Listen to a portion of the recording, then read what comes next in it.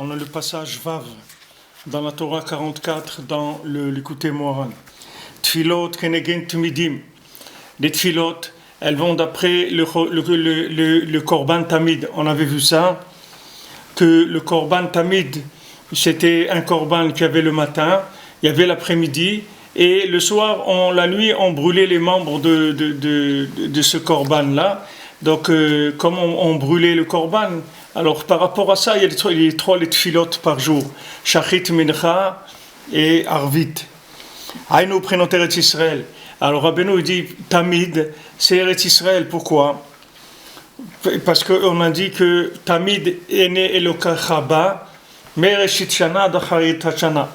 On a dit que les yeux d'Hachem, ils sont tout le temps sur Eretz Israël, depuis le début de l'année jusqu'à la fin de l'année. Aïnou alidé mechad kapaim, à dire par le fait qu'on tape des mains. Nitbatel marshavot hakum. Alors les mauvaises pensées qu'elles ont les nations sur nous. Ki kol hadar bechutz laaretz domé kemi she'en leoloka. Parce que tout celui qui habite en chutz laaretz, en dehors d'Eretz Israël, il ressemble à quelqu'un qui a pas de Dieu. Bechol hadar be'Eretz Israël domé kemi she'esh leoloka. Et celui qui habite en Eretz Israël, c'est comme s'il ressemble à quelqu'un qui a un Dieu. Maintenant, par le fait que quelqu'un y tape des mains, alors ça le fait habiter dans l'atmosphère d'Eretz Israël. Et il a un Dieu. Et ça va annuler les pensées des goïms. Alors, comme on avait vu avant, que maintenant, qu'est-ce que ça veut dire les pensées des goïms? Ça veut dire que il faut annuler les pensées de croire qu'on vit dans ce monde avec notre force ou notre pouvoir. C'est-à-dire que c'est nous qui avons la force ou c'est nous qui avons le pouvoir de faire des choses. Mais on n'a pas de force, on n'a pas de pouvoir, on ne peut rien faire. C'est Hachem qui nous donne la force de faire ce qu'on fait. Donc maintenant, quand on sait ça, alors on est attaché à Hachem. Et à ce moment-là, ça change complètement. C'est-à-dire la façon de vivre, elle va changer complètement. Puisque maintenant, je sais qu'il y a une présence divine et il y a une ashgacha pratit. C'est-à-dire ce que je vis, c'est vécu par Hachem, c'est voulu par Hachem. Donc c'est une autre chose. Quand je sais que maintenant ce que je suis en train de vivre, c'est la volonté d'Hachem. Donc c'est notre inyan. Si je sais maintenant que ce que je suis en train de vivre, c'est Hachem qui le veut. Donc je sais qu'il y a un Dieu et qu'il n'y a rien qui se fait de façon avec du hasard. Tout est la volonté d'Hachem. Alors ça veut dire que quelqu'un qui vit avec la conscience d'Hachem. Mais celui qui pense que c'est lui qui décide de sa vie, c'est lui qui fait ce qu'il veut, et qu'il doit se débrouiller tout seul, etc. Alors, il donne l'impression de quelqu'un qui vit sans Dieu, c'est-à-dire que c'est lui qui décide de sa vie. Et la racine de ça vient d'où? Ça vient du fait que maintenant, ce monde-là, il a été créé avec le côté gauche, puisque Hachem, il a voulu, quand il a créé le monde, il a voulu le créer avec de la rigueur. Et quand il a vu que le monde n'allait pas tenir dans la rigueur, alors il a mis avec la miséricorde. Mais la base du monde, c'est une base de rigueur. Pourquoi c'est une base de rigueur? Parce que c'est une création matérielle. Dès qu'on parle de matière, on parle de rigueur. Ça veut dire rigueur, ça veut dire que apparence d'absence divine. Difficulté à trouver la présence divine dans la matière. Ça, c'est ça le problème. C'est-à-dire que le problème lunaire du monde, c'est-à-dire que maintenant le monde il a une difficulté à imaginer qu'il y a Hachem. Les gens ils pensent qu'ils font ce qu'ils veulent dans ce monde, mais il n'y a personne qui fait ce qu'il veut ici. C'est-à-dire il y a un monde qui est géré et qui est surveillé par Hachem, et tout ce qu'on fait, il faut être conscient que Hachem il le sait. Donc ça s'appelle vivre en Eretz Israël, parce qu'en Eretz Israël il y a un air de sagesse, de chokhma, que Avira d'Eretz Israël, il est markim. C'est-à-dire la terre d'Eretz Israël, elle donne de la sagesse. Qu'est-ce que c'est cette sagesse? Cette sagesse, ça veut dire qu'on vit avec la conscience d'Hachem. C'est ça la sagesse d'Eretz Israël. Sagesse d'Eretz Israël, ça veut dire que maintenant chacun, il est conscient que ce qu'il fait, ce sont des choses qui sont connues par Hachem, et que Hachem, il est là, chacun ne sait pas. Et ça, c'est quelque chose qui est beaucoup plus évident en Eretz Israël qu'en Chutz La'aretz. Donc, celui qui vit en Eretz Israël, il ressemble à quelqu'un qui a un Dieu, c'est-à-dire qu'il vit avec une conscience de Dieu. En dehors d'Eretz Israël, c'est difficile, parce que chacun, il peut vivre comme il veut. Il n'y a pas une manifestation très forte de la providence. C'est-à-dire la providence, elle ne se manifeste pas très fort comme en Eretz Israël. Donc maintenant, Rabbeinu dit, qu'est-ce que ça veut dire que les pensées des goïms, elles s'annulent? Ça veut dire que les pensées des goïms, ça veut dire leur façon de voir la vie. Leur façon de voir la vie aux goïms, elle s'annule. C'est-à-dire que on va plus voir la vie comme ils la voient eux, parce que eux, ils voient la vie comme étant une vie de matière, une vie dans ce monde, et que chacun il est là pour quelques dizaines d'années, et après il va partir, etc. Et c'est tout. Il n'y a pas de suite. Alors que nous, tout ce monde-là, pour nous, c'est juste un passage. C'est pas quelque chose qui est pour nous. C'est pas le but. C'est pas le but. C'est pas de vivre dans la matière. Le but, c'est de récupérer dans cette matière la conscience d'Hachem. C'est pour ça qu'on est là. Donc c'est une autre forme de vie. Donc nous on vit avec la présence divine, c'est-à-dire que la conscience de la présence divine. Tandis que les nations, elles vivent avec la consommation. C'est-à-dire que maintenant elles vivent avec un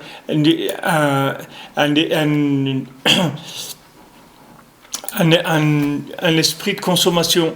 Quelqu'un qui pense que dans ce monde-là, il peut faire ce qu'il veut, que c'est un monde naturel, où il se passe des choses naturelles, etc. Alors il va agir, il va réfléchir, s'y réfléchir, il va faire ce qu'il a envie de faire, ce qu'il a décidé de faire. C'est ce qu'ils ont fait les premiers hommes, c'est-à-dire qu'ils ont commencé à faire des bêtises jusqu'à qu'il y a eu le déluge. Mais ça, c'est venu du fait que la création elle-même, c'est une création du côté gauche. Pourquoi? Parce que la matière elle-même, c'est le côté gauche. Du moment où je parle d'application, de création, je parle du côté gauche. L'inspiration, c'est le côté droit. C'est la chokhma, c'est la sagesse, c'est la conscience sublime. Ça s'appelle le côté droit. Mais le côté gauche, tout ce qui est action, tout ce qui est application, tout ça c'est féminin, c'est le côté de la rigueur. Donc ce monde-là, quand maintenant ce monde-là, il a commencé par bête de Bereshit, ce bête-là, ça veut dire second. Second, c'est la femme. La femme, elle est seconde à l'homme. C'est-à-dire la femme, elle seconde l'homme. La femme, elle a été faite à partir de la côte de l'homme.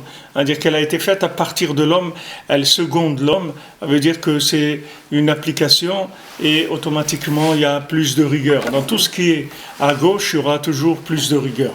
Donc ce monde, en général, il est à gauche. Maintenant, le seul pays au monde qui est à droite, c'est Eretz Israël. Eretz Israël, c'est un pays de droite. C'est-à-dire c'est un pays où il y a Yamin Hashem, c'est-à-dire la droite d'Hachem qui se manifeste. Parce que c'est une terre qui est sainte, c'est-à-dire c'est une terre qui est alimentée par avant Bereshit. C'est pas une terre qui est alimentée d'après Bereshit. Il y a trois choses dans le monde qui sont alimentées d'avant le Pasuk Bereshit. C'est le Ham Israël, les Neshamot Israël, elles ont été créées avant le monde. Il y a la Torah qui a été créée avant le monde. Eretz Israël, elle a été créée avant le monde. Ce sont des notions qui viennent avant l'existence même du monde. C'est pour ça qu'on peut, comme je vous ai dit hier, on peut passer ce monde-là en étant attaché à un autre monde. Parce que nous, on est des gens qui sont des étrangers dans ce monde. Pour être un étranger, il faut avoir un endroit déjà, et de cet endroit-là, être un étranger. Mais il faut avoir un endroit. Si quelqu'un il n'a pas d'endroit, il ne peut pas dire que c'est un étranger, il est là, il habite ici. Si quelqu'un il vient de ce monde-là, il ne peut pas dire qu'il est un étranger dans ce monde. Mais le Ham Israël, c'est vraiment des étrangers dans ce monde. Pourquoi? Parce que nous, on a été créés avant la création du monde. C'est-à-dire Hachem, il nous a créés d'abord, et après il a créé le monde. Après la Torah, et après il a créé le monde. Alors que quand maintenant vous avez Israël, le Ham Israël, avec la Torah, en Eretz Israël, ça c'est des formules qui ne sont pas des formules de ce monde, c'est des formules de conscience d'avant ce monde-là. Et donc ça permet de vivre en accord avec Hachem sur la terre d'Israël, puisque l'air lui-même, il nous donne la conscience de l'existence d'Hachem. Alors ici Rabbeinu il dit, donc pour celui qui se trouve en Chutz Laaretz, alors il va taper des mains pendant la prière, avec ça il va fabriquer de l'air d'Eretz Israël, et comme ça il s'appellera quelqu'un qui habite, c'est-à-dire c'est pas qu'il s'appellera, c'est-à-dire il va vivre mamash dans l'air d'Eretz Israël. Comme on avait vu que du fait qu'il tape des mains, ça veut dire qu'il unit la gauche et la droite, et il dit que non, bien que ce monde-là c'est un monde de gauche, moi je suis attaché à la droite qui est le monde supérieur. Au tfila et prinat emuna. Donc on a dit que la tfila c'était la emuna, prier, ça veut dire avoir confiance en Dieu. Comme c'est écrit que les mains de Moshe Rabbeinu, elles étaient de la emuna jusqu'à ce que le soleil aille se coucher. Et le Targum de Yonatan, il dit, le Targum, non c'est pas Yonatan, c'est le Targum normal, le Targum d'Unkelos, il dit Pirsho Bitzlo, Pirshan Bitzlo, c'est-à-dire qu'il les a, Pirsan Bitzlo, c'est-à-dire il a étendu ses mains dans la prière. Et alors maintenant, donc, quand il y avait la guerre avec Amalek, alors qu'est-ce qu'il faisait Moshe Rabbeinu? Ses mains c'était de la Emouna jusqu'à ce que le soleil aille se coucher. Et qu'est-ce que ça veut dire il dit qu'il a étendu ses mains dans la prière. C'est-à-dire qu'est-ce qu'il faisait Moshe Rabbeinu? Moshe Rabbeinu, quand il levait ses mains dans la prière, ça veut dire que maintenant il prenait tout le côté gauche qu'il y a dans le monde et il l'élevait vers Hachem, c'est-à-dire il élevait ses mains jusqu'à Hachem. Maintenant, combien de temps il faisait ça? Tout le temps qu'il y avait le soleil, c'est-à-dire quand le soleil il allait se coucher, alors Moshe Rabbeinu pouvait baisser les bras, mais tant que maintenant il y avait le soleil, alors Moshe Rabbeinu il tenait ses mains en haut, vers le haut. Ils étaient obligés de lui tenir ses mains en haut, sinon parce que si jamais il baissait un tout petit peu les mains, alors c'est la guerre avec Amalek, ils étaient dans la guerre avec Amalek, alors Amalek il gagnait. Dès que Moshe Rabbeinu il tenait ses mains en l'air, alors les Bnei Israël ils arrivaient à vaincre Amalek. C'est-à-dire que maintenant, quand le tzaddik il lève ses mains vers le haut, c'est-à-dire que le tzaddik lui il n'a aucun rapport avec la matière, c'est-à-dire lui toutes ses mains, ses deux mains, même la main gauche elle est vers le haut, c'est-à-dire que même la main gauche elle est dans la prière. Ça veut dire que maintenant, comme Rabbeinu dit dans l'écouté moral, et il dit que maintenant le tzaddik quand il prie même pour des choses matérielles, il n'a pas l'intention de prier pour des choses matérielles mamash. C'est-à-dire il prie, quand il prie de la parnassa par exemple, il prie pas pour la parnassa de l'argent, il prie pour la parnassa de son âme, c'est-à-dire pour nourrir son âme. Quand il prie pour le shalom, il prie pour le shalom de son âme, pas pour le shalom de son corps. Comme ça, tout ce qui est à gauche, le tzaddik, il inclut complètement à droite. C'est-à-dire les deux mains, il les a levées vers Hachem. Et ça jusqu'à ce que le soleil il aille se coucher. Le soleil, comme on a dit déjà, le soleil c'est ce monde-là, le roi soleil, c'est ce monde-là. Ce monde, ça s'appelle le monde du soleil. Comme les gens ils disent, quelqu'un m'a dit une fois, le soleil brille pour tout le monde. On veut dire que le soleil c'est l'image même de la matière, c'est-à-dire de ce monde-là. Qui est la matière, c'est un monde qui brille. Et ça brille, toutes les choses sont brillantes dans ce monde. Il y a l'hellénisme, la beauté, etc. Tout ça, c'est le soleil.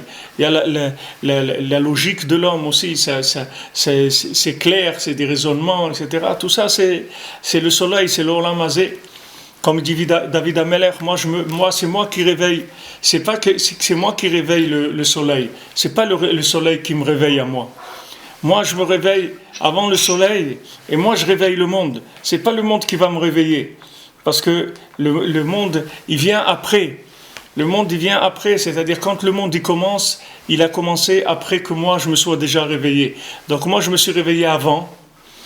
Comme les gens ils disent, le monde il appartient aux gens qui se lèvent tôt. Oui, ils disent ça, c'est un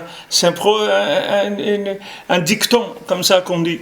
Le monde appartient aux gens qui se lèvent tôt. Pourquoi le monde appartient aux gens qui se lèvent tôt? On pourrait dire qu'il appartient aux gens qui se lèvent tard, qui arrivent à se lever. Si quelqu'un fait un exploit, qu'il arrive à se lever à 4 heures de l'après-midi, par exemple, on peut dire, alors voilà, le monde lui appartient parce qu'il a fait un exploit et s'est levé à 4 heures de l'après-midi. On dit non, que le monde, il appartient aux gens qui se lèvent tôt. Les gens, ils ont remarqué ça. Les dictons, c'est des choses que les gens, ils ont remarqué. C'est pas des choses qui viennent de la Torah en tant qu'enseignement d'en haut. C'est des choses, les dictons des gens, c'est des choses qu'ils ont vues par le bon sens. Pourquoi? Parce qu'ils ont vu que les gens qui se lèvent ils ont vu que les gens qui se lèvent avant le lever du soleil, c'est des gens qui ont une bénédiction dans ce qu'ils font. Pourquoi? Parce que Pachout, ils sont en avance sur le monde, c'est tout. Ils sont en avance. C'est-à-dire quand le monde commence, eux ils ont déjà commencé avant. C'est-à-dire qu'eux ils sont connectés avant le bête de Bereshit. Et avant même que le soleil commence à briller dans Bereshit, eux ils sont connectés avant ça. Alors c'est sûr que celui qui arrive à se connecter avant ça, alors il est dans la Emouna, et quand il est dans la Emouna, il est dans la Bracha. Donc il arrive à vaincre Amalek. Amalek, c'est ceux qui viennent attaquer avec la spiritualité soi-disant qu'il y a dans la matière. C'est-à-dire, ils viennent attaquer avec le soi-disant au nom de Dieu, au nom de ça, etc. Ils font des choses terribles dans le monde. Ça, c'est le corps de Amalek. Amalek, il était derrière, il essayait d'attraper tous les gens un peu faibles, tout ça.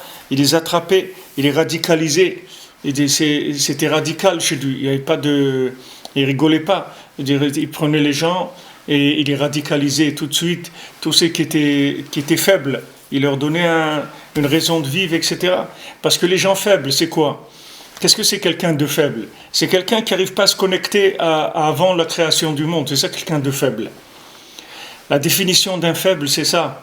Parce que celui c'est comme si vous dites, qu'est-ce que c'est une batterie qui est déchargée? Ah ben, c'est une batterie qui ne peut pas se charger, c'est tout. Vous avez des batteries qui se chargent et des batteries qui ne se chargent pas. Mais la batterie qui ne se charge pas, quand elle est vide, elle est finie, il faut que vous la jetez. Une batterie qui se charge, vous pouvez la charger en permanence. Elle est toujours remplie. Maintenant, quelqu'un qui s'affaiblit, c'est quelqu'un qui n'a pas d'émouna. C'est pour ça qu'il s'affaiblit. Qu'est-ce que c'est la émouna? C'est la connexion au-dessus de la création. C'est ça la émouna. C'est-à-dire que quelqu'un, il arrive à vivre connecté au-dessus de la création. Alors à ce moment-là, il a la force de vivre. Il a la joie de vivre. Il est tranquille. Il était très très tranquille. Pourquoi il est tranquille? Parce qu'il sait que de toute façon, il ne peut rien faire dans ce monde. Dans ce monde, on peut essayer de faire quelque chose, mais on ne peut rien faire. Il y a des gens, ils ouvrent leur magasin, ils commandent la marchandise, ils font, etc. Et ils sont à l'heure le matin, ils ouvrent à 8 heures et ils ferment à 7 heures du soir et tout est bien rangé, tout est impeccable et tout, c'est pas cher et tout, et ça ne marche pas. Et il y a des gens, ils ouvrent à 11 heures le matin, tout ça, ils viennent, les gens, ils ne les trouvent pas. Et vous voyez, les gens, ils vendent, ils gagnent beaucoup d'argent. Parce que maintenant, l'homme, il ne fait rien dans ce monde. L'homme, il essaye de faire, c'est tout. Mais la réussite, elle vient d'Hachem, elle ne peut pas venir de l'homme. Donc si quelqu'un, il se connecte avant la création du monde, alors il a des chances pour réussir sa vie, c'est-à-dire d'attirer une dimension qui est au-dessus de la matière. Mais si quelqu'un, il attend maintenant de réussir dans la matière, et il croit qu'il va faire quelque chose, il ne va rien faire du tout. S'il commence après le lever du soleil, alors c'est la matière qui va le tourner de tous les côtés. Donc il ne va pas savoir exactement où aller, quoi faire, etc. Et il a du souci, toujours il se soucie. Pourquoi un homme il se soucie? Mais parce qu'il croit que le monde est à lui, c'est pour ça qu'il se soucie. Est-ce que maintenant vous faites du souci pour quelque chose qui vous appartient pas? Si maintenant il y a quelqu'un à Tokyo qui a garé sa voiture en deuxième file, est-ce que maintenant vous êtes en train de vous faire du souci pour ça? Vous ne pouvez pas vous faire du souci pour ça, parce que ce n'est pas votre problème. Maintenant, quelqu'un qui sait que ce monde-là, ce n'est pas à lui, et que lui-même, il ne s'appartient pas, et que sa vie, elle ne lui appartient pas, alors cette personne-là, elle est tranquille, take it easy, il le prend léger. Light. De toute façon, ma vie, elle ne m'appartient pas. Qu'est-ce que je peux faire? Qu'est-ce que je peux faire? Ouais, mais tu dois faire des choses. Qu'est-ce que ça veut dire je dois faire des choses? Je fais ce que je peux, c'est tout. C'est pas moi qui ai décidé de venir dans ce monde-là, dans ce pétrin de ce monde. Moi, Hachem, il a voulu m'envoyer ici pour mon bien. Je fais ce que je peux, c'est tout. Qu'est-ce que tu veux que je fasse de plus? Je peux rien faire, mais tranquille, pas en faisant du souci. Celui qui se fait du souci, c'est parce qu'il croit que le monde il est sur ses épaules. Que si maintenant il baisse ses épaules, alors le monde il va s'écrouler. Mais il y a beaucoup de gens qui ont quitté ce monde et le monde il continue à rouler. Et sans eux, il y a personne il y a que le tzaddik qui est Sodolam, qui est pilier du monde. Tous les autres, c'est des gens qui gravitent autour, c'est tout. Il y a aucune personne qui est un pilier du monde.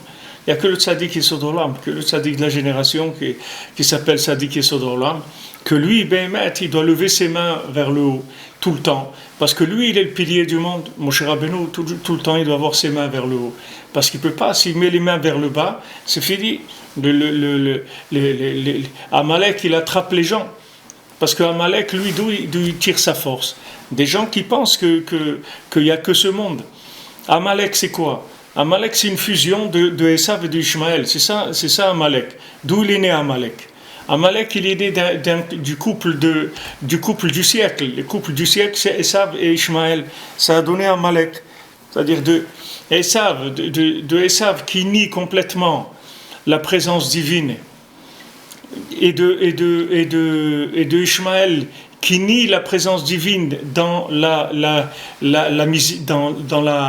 Ashgacha Pratit, c'est-à-dire qui dit que non, il n'y a pas une présence d'Hachem dans l'Ashgacha Pratit, c'est-à-dire qu'il ne croit pas dans la providence.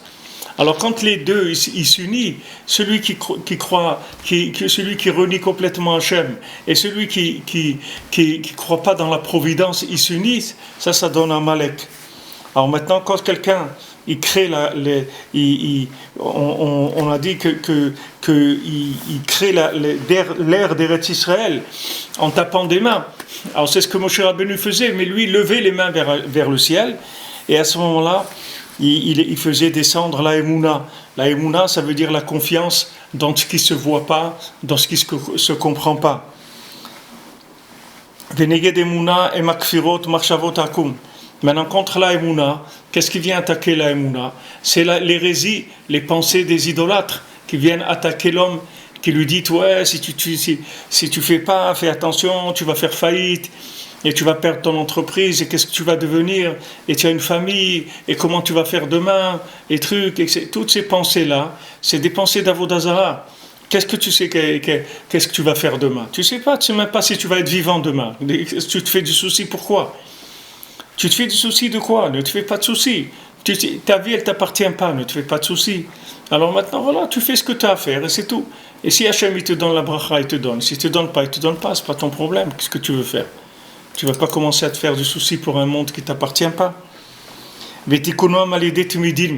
Maintenant, comment on répare ces pensées-là, les pensées des goïms qui viennent nous attaquer? Ces pensées-là, des gens qui font Avodah Zarah, que toute la journée, c'est des gens qui sont en train de réfléchir sur le monde avec un œil de gauche, c'est-à-dire un œil de gens qui ne vivent qu'après la création du monde. Alors, comment on répare ça? C'est par le Korban Tamid. Korban Tamid, on a dit c'est quoi? C'est Eretz Israël. Donc maintenant, quand on va taper des mains, on va créer de l'air d'Eretz Israël. Et à ce moment-là, on va s'éloigner de ces pensées-là qui viennent pour faire croire à l'homme qu'il n'y a que ce monde. Alors Rabbeinu dit Vezeu perush ve'aita ateret tiferet beyad Hashem. Et c'est écrit, tu seras une couronne de splendeur dans les mains d'Hachem. Tu seras une couronne de splendeur entre les mains d'Hachem. Perush, l'explication. Al-Yedei Yad Hashem, c'est-à-dire par la main d'Hachem. Qu'est-ce que c'est la main d'Hachem? Par le fait que maintenant, je vais taper des mains pendant la prière. Alors on a dit que quand maintenant on lève les mains pendant la prière, alors ça on va lever le koach ma'asa v'gid le'amo. Vous vous souvenez de ce qu'on a dit? C'est-à-dire que maintenant quand on tape des mains avec les 14 et 14 phalanges, ces 28 phalanges-là, ça va réveiller le Koach Ma'asa Vigid Le'amo. C'est-à-dire de faire savoir au peuple juif que sachez que tout ce qu'il y a dans ce monde, c'est moi qui l'ai fait. Ne vous trompez pas. C'est pas parce que vous voyez un bête de Bereshit que vous allez croire que quoi que ce soit, ça s'est fait ici de façon naturelle ou de façon hasardeuse. Il n'y a aucun hasard. Tout ce qui s'est fait ici, ça s'est fait que par la main d'Hachem. Donc quand on tape des mains pendant le tfila, c'est ça qu'on va réveiller, cette émouna, pour savoir que tout vient d'Hachem. Et ça va réparer les pensées des goïms, c'est-à-dire des pensées que la personne elle a dans sa tête, des pensées de goï. Ça veut dire des pensées de goï, ça veut dire des pensées de croire que ce monde-là, l'homme il peut faire quelque chose. C'est-à-dire que l'homme il se fait du souci dans ce monde comme si c'est lui qui avait créé le monde, comme c'est lui qui créait sa vie, comme c'est lui qui doit décider sa parnassa, combien il va gagner. Tout ça, il n'y a personne qui décide. C'est tout Hachem qui décide. Mais Hachem, il nous l'a dit déjà dès le premier pasouk, qui a 28 lettres. Il nous a dit, regardez, Koach, Maasa, Vigid, Leamo, la tête, Laem, Nachalat, Goïm. Regardez, Hachem, il vous a dit, c'est moi qui ai créé le monde. Donc sachez, ne pensez pas à d'autres choses qu'à moi. Parce que s'il n'y a que moi ici, c'est-à-dire que c'est moi qui ai créé le monde, c'est moi qui l'entretiens, c'est moi qui vous donne la force de vivre, c'est moi qui vous donne ma bracha et tout. Alors quand vous faites quelque chose, faites-le tranquille. Ne commencez pas à vous énerver, à vous faire du souci, à vous ranger comment vous allez faire ça ou comment vous voulez faire ça. Parce que si Hachem il veut que vous ayez quelque chose, vous allez l'avoir. Et si Hachem il veut pas, vous ne l'aurez pas. Même si vous faites ce que vous voulez, vous n'aurez pas. Donc maintenant, il y a des pensées qu'Hachem il fait. Et Hachem il dirige le monde. La Torah elle dit que voilà, dans la paracha, Yosef il est sorti de Emek Chevron. Il est sorti du fond de Chevron. Pourquoi du fond de Chevron? Chevron c'est pas une vallée. Chevron c'est une montagne. Mais qu'est-ce que ça veut dire il est sorti de la profondeur de Chevron? La profondeur, c'est-à-dire que la profondeur de l'idée, de la chose, c'est-à-dire que maintenant, quand Yosef il a été chercher ses frères à Dothan, ça a commencé la galoute de Mitzrayim. C'est-à-dire qu'à partir de ce moment-là, la galoute d'Égypte, elle a commencé. C'est-à-dire c'est fini, ça avait démarré. Le processus de la galoute, il avait commencé. C'est ça, Emek Chevron. Ça veut dire de l'endroit, de la profondeur, c'est-à-dire que ces gestes-là, il avait l'air pachout. Qu'il va, qu'est-ce que son père lui a dit, va voir tes frères où ils sont, s'ils vont bien, si le troupeau il va bien. Il a dit, ok, d'accord, j'y vais. Ça avait l'air de quelque chose de banal, mais c'est le début de ce qui allait faire tout l'exil d'Égypte, etc. Et après la sortie d'Égypte, le Matan Torah, tout ça. Tout ça, c'était très très profond. Il y avait des idées très profondes derrière ça. Alors l'homme, il sait rien. Rabbeinu il disait plusieurs fois ça, et Rabbi Nathan le rapporte plusieurs fois, que Hachem il est très grand, et nous on sait rien du tout. Nous on sait rien. En yodim klum. On sait rien. Hachem est très grand. Nous on sait rien. Vous voyez, Hachem il fait bouger le monde.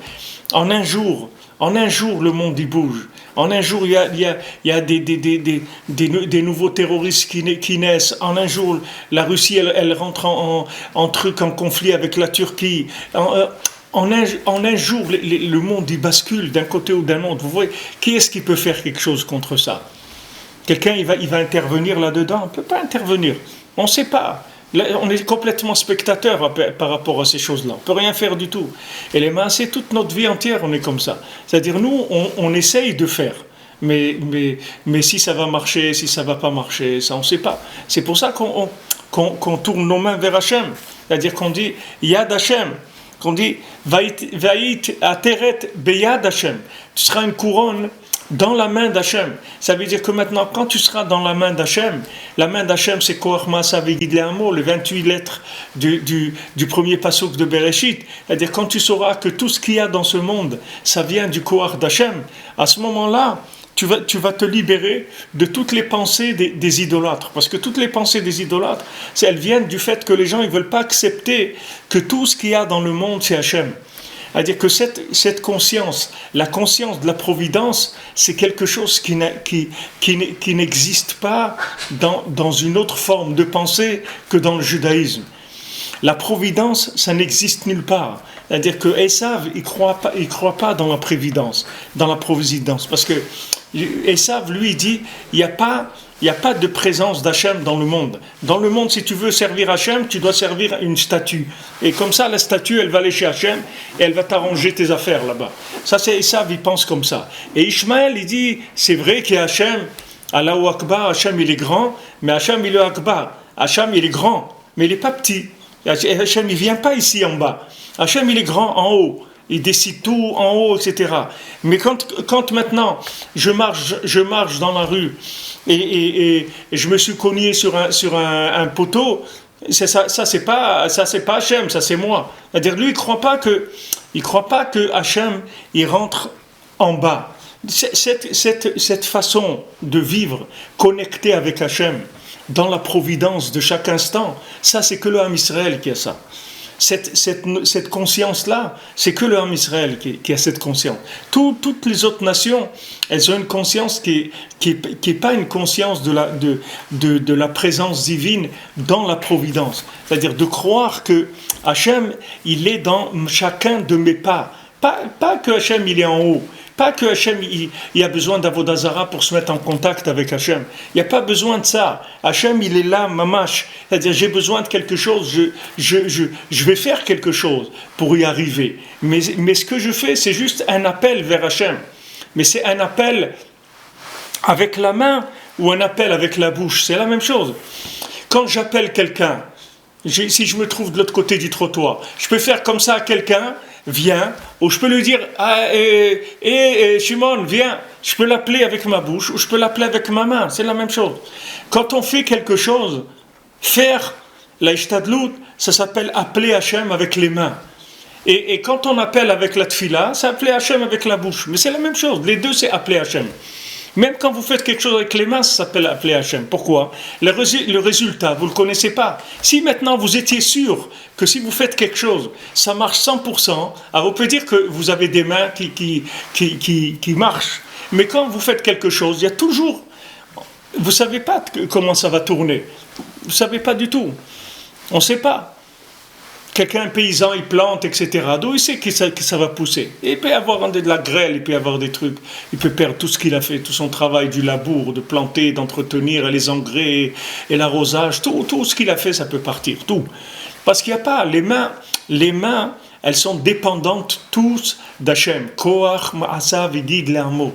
La force de ses actions, de la création, il a dit à son peuple, ça veut dire que à nous, il nous a transmis la conscience de la providence. C'est ça le ikar de la conscience d'Hachem. C'est-à-dire qu'il n'y a que nous qui connaissons vraiment Hachem. Parce que nous, on le connaît sur le terrain. C'est pas comme connaître Hachem comme une valeur absolue qui se trouve dans des mondes supérieurs.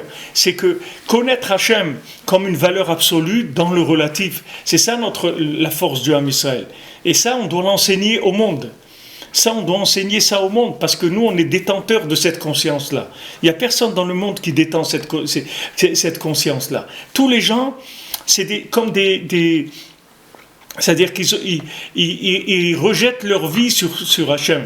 C'est-à-dire, ils disent, ouais, il y a le bon Dieu, il arrangera, etc. Dieu est bon, Dieu va aider, il est bon, etc. Mais il n'y a pas chez eux un éveil qui sont capables de voir la main d'Hachem dans le moindre détail de la vie. Ça, c'est un secret que c'est le Ham Israël qui a cette chose-là. Donc maintenant, ça, on doit l'enseigner aux nations. Et ça, c'est notre protection par rapport aux nations. Puisque maintenant, quand les nations vont nous dire qu'on a volé la terre d'Israël, donc maintenant, on va leur dire, bon, vous savez qui est-ce qui a fait ce monde ? C'est Dieu, oui. Ben, c'est Dieu qui nous a donné la terre d'Israël. C'est tout. Et c'est tout. Il n'y a pas besoin de parler plus que ça. Il n'y a pas besoin de dire autre chose que ça. Avec ça, ça suffit. Parce que le monde appartient à Dieu.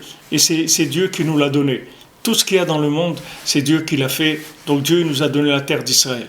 Ça, c'est une protection par rapport à la façon de voir des nations. Sinon, la personne, elle tombe dans